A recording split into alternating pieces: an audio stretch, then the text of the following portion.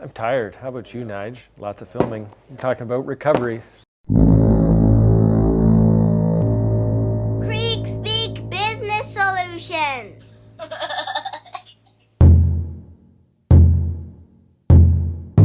Adam Kreek here, Executive Business Coach. I'm here to help you make it happen. We're talking about recovery today, taking responsibility for your recovery. And in fact, this is the secret sauce of high performance. There's a lot of people out there telling you to work hard. You've got to hustle, you got to put in the effort, you got to put in the work. But guess what? You also have to put in the recovery. You can push harder until you can't. And the secret is to take a break before you break. And you know what? I've hit the wall, I've fallen off the wagon, and it happens to all of us. It's happened to you, Nige? Yeah, all the time. So we have to find a way to figure out what our limits are, and it's good to fail, right? Go seek failure. See my TED Talk, I talk about seeking failure. It's very important.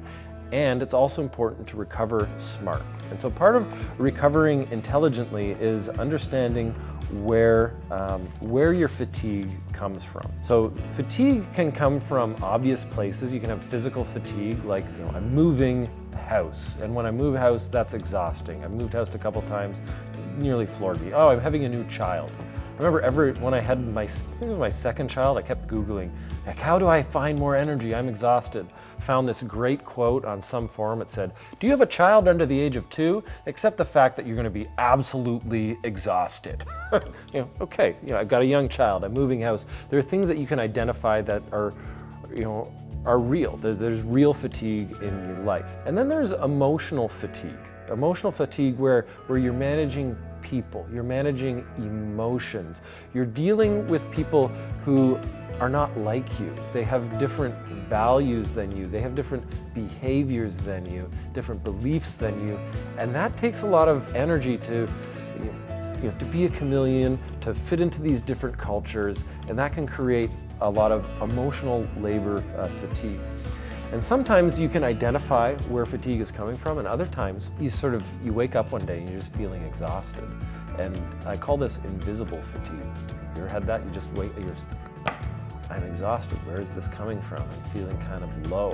I'm feeling kind of depressed. I have a friend who says, depressed means deep rest needed. You gotta take a break, gotta go recover, and recover for the next onslaught. And we know how to recover. Every single one of you watching this, you're ambitious, you're professional, you know how to recover. Simple things like proper nutrition, move your body well, don't move it too much, sleep hygiene, confronting addictions that you might have, going through talk therapy or coaching, getting outdoors, shutting off electronic devices. These are all different things that you can do to make sure that you're recovering smartly, you're recovering effectively. And I want you to ask yourself this one question if you're feeling tired.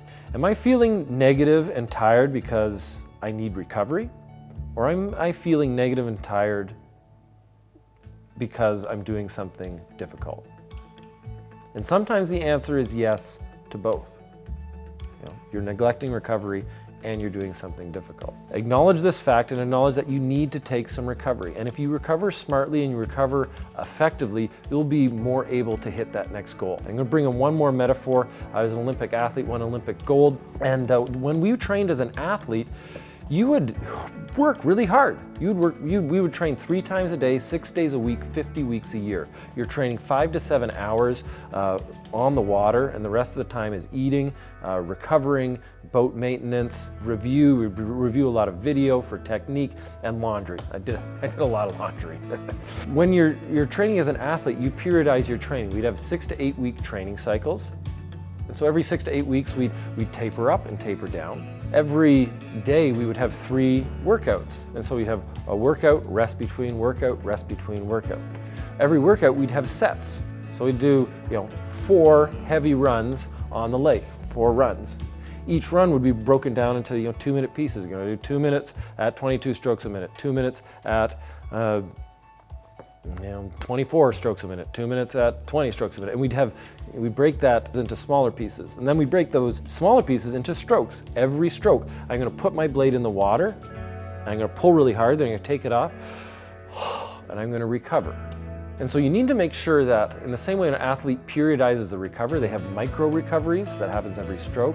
They have bigger recoveries that happens in between sets. They have larger recoveries that happens in between workouts. They have larger recoveries that happens in between training weeks. They have bigger recoveries that happens within training cycles, and they have massive recoveries that occur at the end of every season. So you as a professional who are running your business, are you taking micro recoveries in the day, taking 10 seconds when you can just to like take a breath, feel that energy that's tense up here and relaxing down, just having that time to recover momentarily?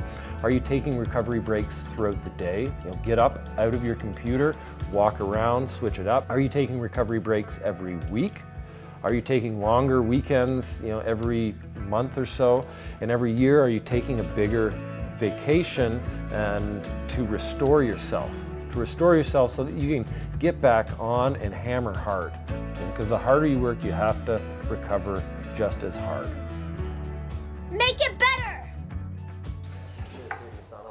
Love some sauna. Love me some sauna. Hey. Okay, right position. How's my jacket look?